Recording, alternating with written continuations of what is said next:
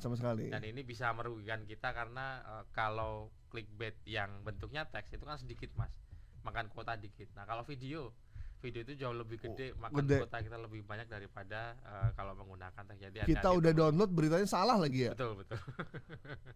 Ini adanya berarti di YouTube atau di TikTok atau di mana nih? Memang Ini pertama kali muncul. pertama kali munculnya di YouTube gitu, dan memang banyak mas akun-akun kanal-kanal yang seperti ini yang sehari-hari dia bisa di episode lalu kita pernah ngobrolin. Iya iya Ada iya. yang Iya. spesialisasinya, misalnya si Megawati itu kan, Megawati Volley itu lagi naik Megawati, kan. ya Megatron, Jadi Megatron. apapun yang dia lakukan itu dijadikan thumbnail dan dikasih judul heboh. Ada yang kanal yang spesialisasi olahraga, ada yang setiap hari itu dia bikin kayak gempa bumi banjir. Nah dalam hal ini ada yang kanal yang sifatnya politik. Hmm.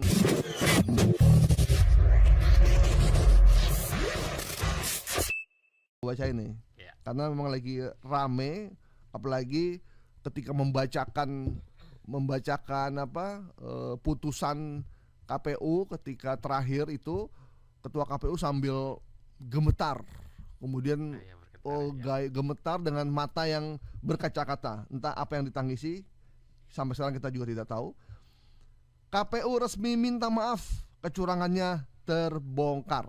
Ini saya bisa katakan info ini muncul karena ada masalah-masalah soal sirekap yang down, kemudian hitung manual, kemudian jumlah penjumlahan yang tiba-tiba bertambah sendiri, dan terakhir ketika ketua KPU bergetar dalam menyampaikan pernyataan terakhirnya ketika pengumuman pemenangan Pilpres. Ya. Silakan Mas Ari.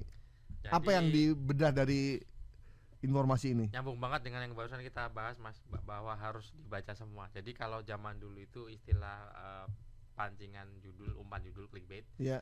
itu kan basisnya teks. Nah kalau sekarang karena sudah eranya video, clickbait itu geser ke video bait, di mana di situ kelihatan kalau dilihat dari covernya ya, itu sebetulnya judulnya heboh, lalu gambar pratinja atau thumbnailnya itu juga hasil suntingan editan biasanya ya, diedit gitu, lalu dikasih judul dan deskripsi yang bikin orang tertarik, tapi pada saat videonya dijalankan mirip dengan clickbait ya, judulnya A isinya Z. Jadi judulnya dan gambar pratinja atau thumbnailnya dan deskripsinya itu A, tapi pada saat videonya dimainkan isinya sama sekali Beda sama sekali. dan ini bisa merugikan kita karena kalau clickbait yang bentuknya teks itu kan sedikit mas, makan kuota dikit. Nah kalau video itu jauh lebih gede, makan kuota kita lebih banyak daripada kalau menggunakan teks. Jadi kita udah download beritanya salah lagi ya. Betul betul. Ini adanya berarti di YouTube atau di TikTok atau di mana nih? Memang pertama kali muncul. Pertama kali munculnya di YouTube gitu, dan memang banyak mas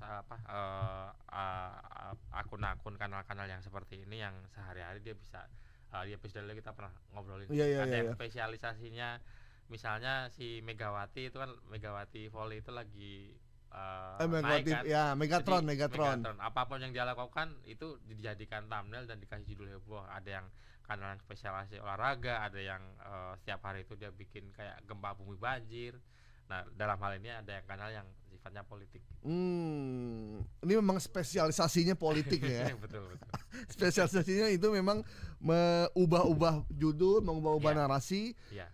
Dan ternyata memang hoax politik itu memang paling laris mas di Indonesia. Laris, mas, karena relate banget, nyambung gitu ya, paling asik, gurih dan kriuk buat diobrolin.